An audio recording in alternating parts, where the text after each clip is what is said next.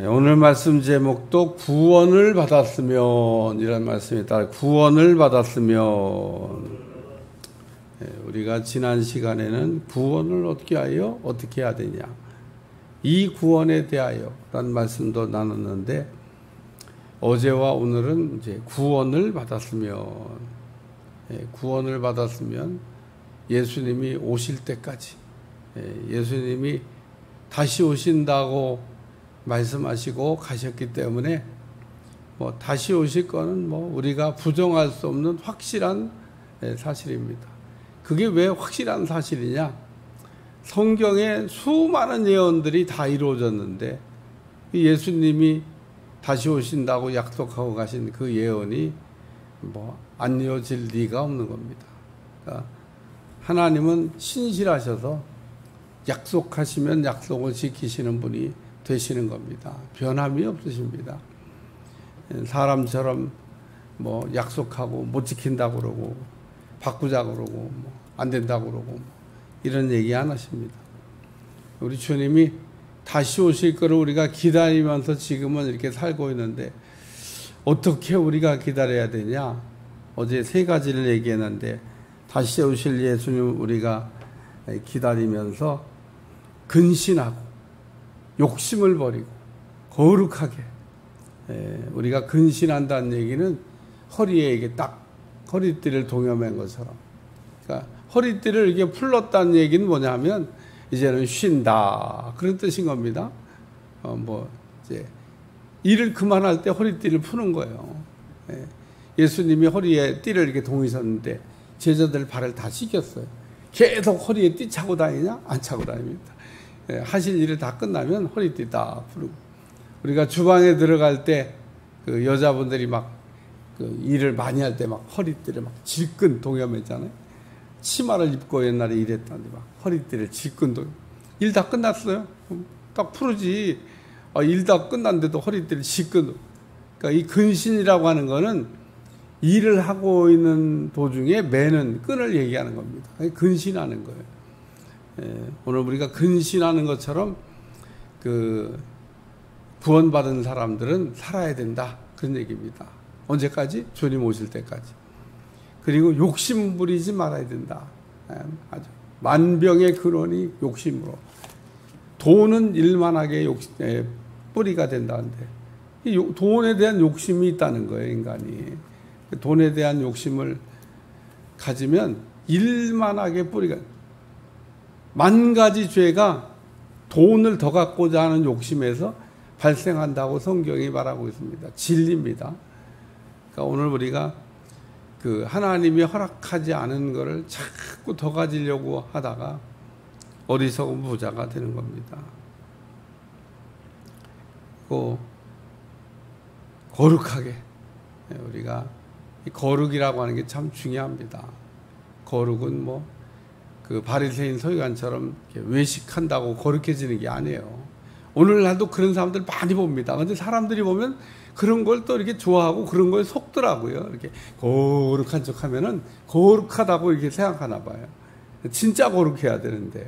그래서 사람들이 참 미련하기는 참 미련하다. 저게 안 보이냐? 외식하는 건데 저게 안 보이냐? 거기는 예수님 당시에 바리새인 서기관들이 외식하는데도 못 알아봤어요. 다 경건 생활을 하는 줄 알았습니다. 경건한 거 아닌데 예수님만 알아봤어요. 이 회칠한 무덤 같은 겉에는 아주 그냥 거룩한 척하면 속에는 아주 썩는 냄새가 나는. 겉과 속이 다르다는 거죠. 차라리 겉과 속이 같으면 치료가 될 수가 있어요.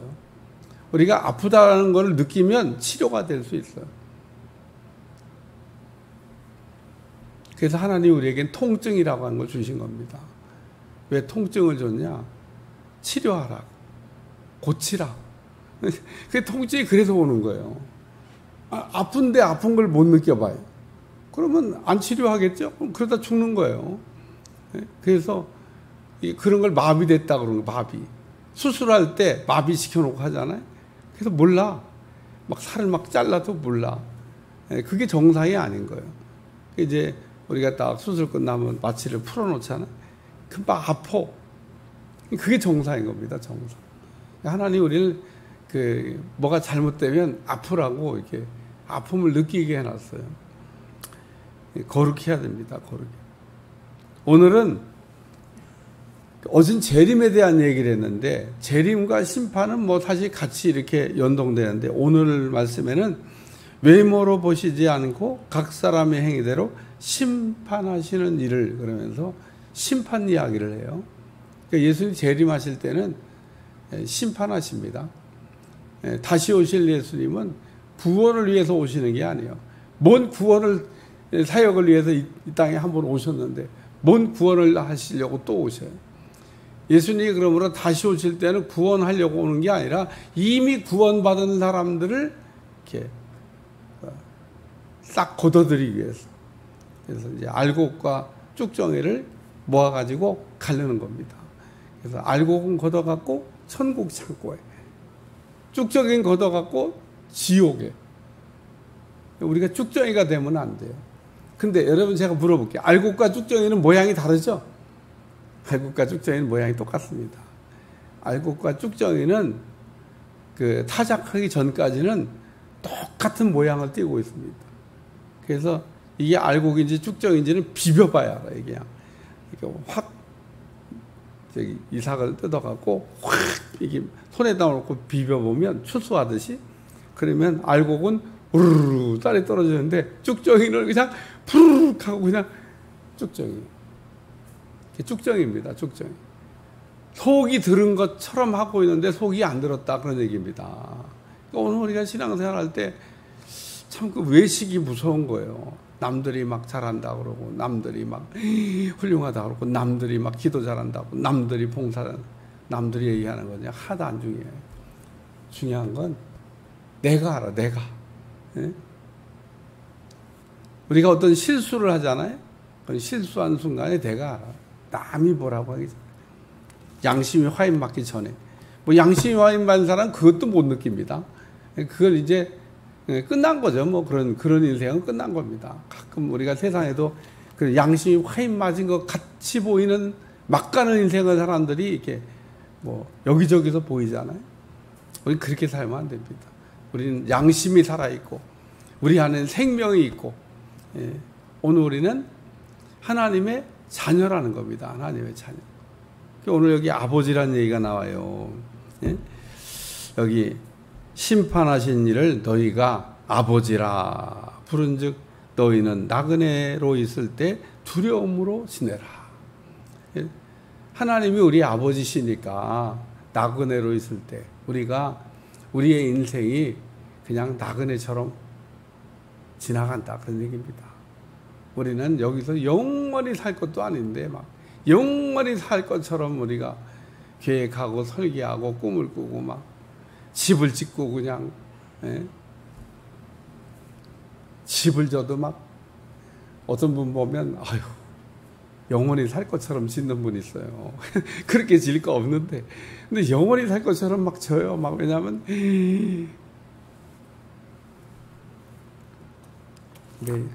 영원히 살 것처럼 져놨는데 보니까 주인은 가고 집만 덩그러니 남았네. 그 집만 덩그러니. 그 질 때는 막 거기서 막 어떤 사람도 짓고 들어가 사지도 못하고 그냥 인생을 마감하는 겁니다.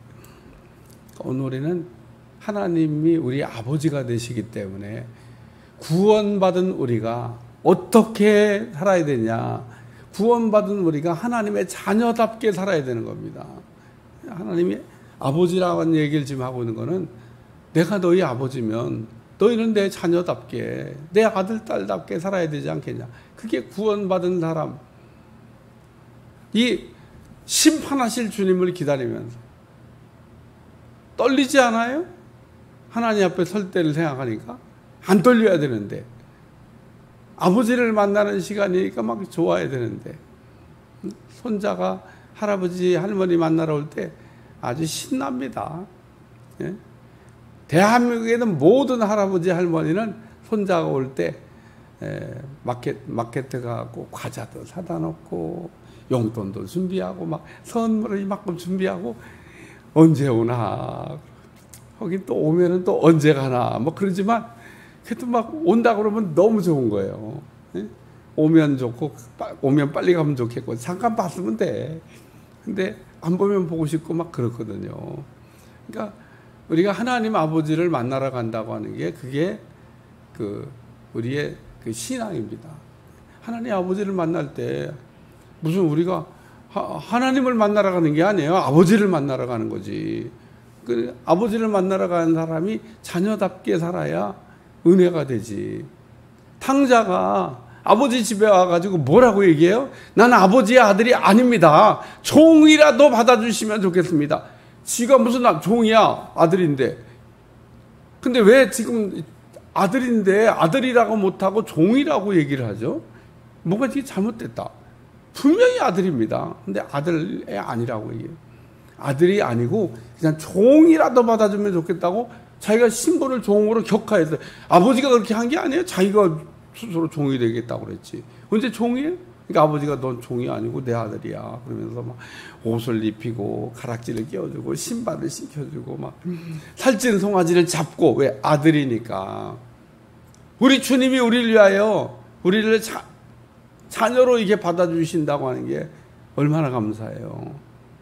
우리가 그렇기 때문에 탕자와 같이 하나님 앞에 섰을 때 나는 자식도 아닙니다. 또 좀 따라해 나는 하나님 인간도 아닙니다. 내가 얼마나 못된 짓을 했으면 하나님의 자녀인데 하나님 앞에서 갖고 저는 인간도 아닙니다. 그렇게 자기 스스로 고백을 할까? 하나님 아버지를 만날 때 기쁨으로 만난 여러분들이 되시기를 주여 축원합니다. 그래서 심판하실 일을 너희가 아버지라 부른즉 나그네로 있을 때 두려움으로 지내라. 구원을 바울은 말하기를 두렵고 떨림으로 이루어야 된다 이렇게 말하고 있습니다. 우리가 구원 받았다고 하지만 아직 완성된 게 아니기 때문에 마지막 순간까지도 마귀는 절대로 지옥 가게 하는 끈을 놓지 않습니다. 구원 받았다고 자만할 거 없고요. 마지막에 천국 들어가서 만세 부르시길 축원합니다. 천국 문 앞에까지 가서도 자빠지는 사람이 있어요. 두 번째 말씀은 피를 의지하라는 말씀입니다. 너희가 알거니와 너희 조상이 물려준 헛된 행실에서 대속함을 받은 것은 은이나 금이나 없어질 것으로 되는 것이 아니요 오직 흠없고 좋은 어린 양 같은 그리스도의 보배로운 피로 되는 것이니라. 구원받은 사람은 하나님 앞에 설 때까지 꼭 붙잡고 있어야 될 게 죄인이 의인되게 하시는 예수님의 피. 우리가 이것만 붙들고 있으면 죄인이 의인 되는 겁니다. 그렇지, 분명히 우리는 그냥 죄인이에요. 우리는 죄인이라는 상표를 뗄 수가 없습니다. 우리는 죄인이라는 상표를 뗄 수가 없어요. 아주 속뿌리까지 죄인인데 무슨 성자 된 것처럼 그래요. 조금 변하는 거지. 우리는 죽는 날까지 성자 안 됩니다.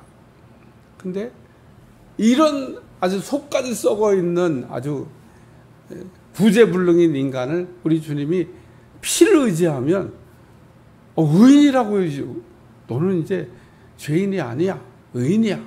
그리고 하나님이 불러주시는 겁니다. 그래서 이거를 칭의라고 해요. 칭의. 성자가 돼서 의인이라고 부르시는 게 아닙니다. 여전히 죄인인데 그냥 죄인이 아닌 것으로 인정해 주시는 거예요. 이걸 우리가 칭의라고 해요. 의인 됐다고 해서 잘난 척할 게 없어요. 무슨 내 의로 의인 됐으면 잘난 척하고 자랑하고 교만하고 또 공로를 주장하고 그러겠지만 그러잖아요. 예? 헛된 행실에서 대속함을 받은 것은 음이나 금같이 없어질 것으로 된 것이 아니오 오직 저먹고 흠없는 어린 양 같은 그리스도의 보배로 깨끗한 죄 없는 피로 말미암아 우리가 죄인이 의인됐다. 그래서 우리는 부끄럽지만 우리가 죄인인 거가 부끄럽지만 하나님이 이렇게 나 같은 죄인을 의인이라고 이렇게 예수님 피를 의지할 때, 그러니까 늘 우리는 구원받았다고 하지만 어떻게 구원받았나를 잊어버리면 안 된다는 겁니다. 하나님 앞에 설 때까지 예수님의 피. 그래서 우리가 하나님을 만나러 갈 때도 딴 생각할 게 없어요. 왜 하나님 못 만납니까? 피를 의지하자니까 못 만나는 거예요. 피를 뿌려야 되고 피를 귀하게 생각해야 되고, 우리가 막 예수님 이름도 귀하지만 예수님의 피는 더 귀한 겁니다. 하나님 우리에게 주신 예수님의 이름, 예수님의 피, 예수님의 말씀, 예수님의 권세 주신 게 뭐 얼마나 많은데 쓸 줄을 몰라. 쓸 줄을. 돈을 가지고 있으면 뭐예요? 쓸 줄 모르는데. 쓰지 않은 건 다 내 거가 아닙니다. 써야 되는데 예수님의 이름도 쓰시고 예수님의 피도 쓰시고 예수님의 권세도 쓰시고 예수님의 능력도 쓰시고, 우리가 써야 돼요. 써야 돼. 써야 되는 걸 모르면 기도해요. 어떻게 쓰냐고, 이거 어떻게 쓰는 거냐고. 그래도 모르겠거든 나한테 와서 물어봐요. 아니면 내가 쓴 책을 읽어보든지. 다 써놨잖아요. 세 번째는 너희는 그를 죽은 자 가운데서 살리시고 영광을 주신 하나님을 그리스도로 말미암아 믿는 자니 너희 믿음과 소망이 하나님께 있게 하셨느니라. 이게 무슨 얘기냐면, 하나 들리겠네. 20절. 그는 창세 전부터 미리 알림 바 되신이나 이 말세에 너희를 위하여. 예수님 오신 때가 말세라고 잊어버리면 안 됩니다. 뭐 이거 아주 간단하고 쉬운 거지만 예수님 오신 때가 말세라는 거예요. 사도행전에 말세의 성령을 부어주신다 그랬잖아요. 예수님이 가시면서 성령이 오신 겁니다. 말세니까. 그래서 이 말세에 너희를 위하여 예수님이 나타나셨는데, 예수님이 나타나셔서 우리를 위하여 십자가에 대속하시고 죽으셨는데 죽은 거로 끝난 게 아니라 부활하셨다. 예수님 부활하셨다는 얘기를 왜 하냐? 우리도 부활해야 된다는 겁니다. 마지막에 우리도 똑같이 주님처럼 일으킴을 받아야 된다, 그 얘기입니다. 우리가 구원받았으면 구원받은 거의 표징이 뭐냐? 마지막 날에 일으킴을 받아야 된다는 거예요. 이게 구원이라는 겁니다. 마지막 날 일으킴을 못 받았다. 구원 못 받은 거죠, 뭐. 이단에 빠진 사람들 마지막 날 일으킴 받냐? 절대 내가 얘기하는데 못 일으킴 받습니다. 헛된 거를 잘못 믿은 겁니다. 뭔 예수님을 믿어야 부활하지, 뭔 교주를 믿어가지고. 예수님 외에 구원받을 수 있는 방법이 없다고 성경이 얘기하잖아요. 그러니까 예수님 외에 구원받을 수 있는 방법을 천하의 인간의 이름을 주신 일이 없다는 겁니다. 오직 예수님으로 우리가 구원함을 받게 되는 줄로 믿습니다. 그래서 오늘 우리는 하나님이 이렇게 심판하실 때 딱 일으킴을 받아야 된다는 거예요. 왜 일으켜 주시냐? 예수님 피를 의지하니까, 의인이니까. 예수님이 의인이니까 일으킴을 받았잖아요. 예수님이 죄인이면요, 일으킴 못 받았어요. 우리는 예수님이 왜 하나님이 일으켜 주셨나를 이해하셔야 돼요. 그게 부활이에요. 예수님을 왜 하나님이 죄가 없으니까 일으켜 주신 겁니다. 그래서 죄가 없는 사람은 다 일으킴을 받아요. 마지막 날에든 이 땅에 우리가 사는 동안. 그래서 죽어도 다시 살고, 살아서 믿으면 영원히 안 죽는다. 제가 부활에 관한 말씀을 이렇게 생각할 때마다 그 요한복음에 나오는 그 말씀이, 저는 그 말씀을 그냥 이렇게 읽고 은혜 받은 게 아니라 깨달아서 은혜 받았어요. 그래서 이 죽어도 산다고 하는 게 안 죽어요. 안 죽어. 우리는 영원히 죽일 수가 없습니다. 마귀가 죽이려고 막 기를 쓰고 때로 덤벼도 우리는 못 죽입니다. 왜? 우리는 부활할 거니까. 그래서 이 땅에서 사람의 생명을 죽이는 걸 두려워하지 말고 영원한 생명을 얻게 할 수 있는 하나님을 두려워하는 얘기를 하는 겁니다. 베드로가 이 얘기를 쓰면서 부활의 소망을 가지라는 거예요. 우리가 나그네와 같은 생을, 뭐 누구는 왔다가 좀 일찍 가고 늦게 가는 건데 뭐 그런 걸 갖고, 우리는 하나님의 자녀고, 우리는 예수님의 피로 우리의 죄를 대속했고, 우리는 우리 주님처럼 부활한다.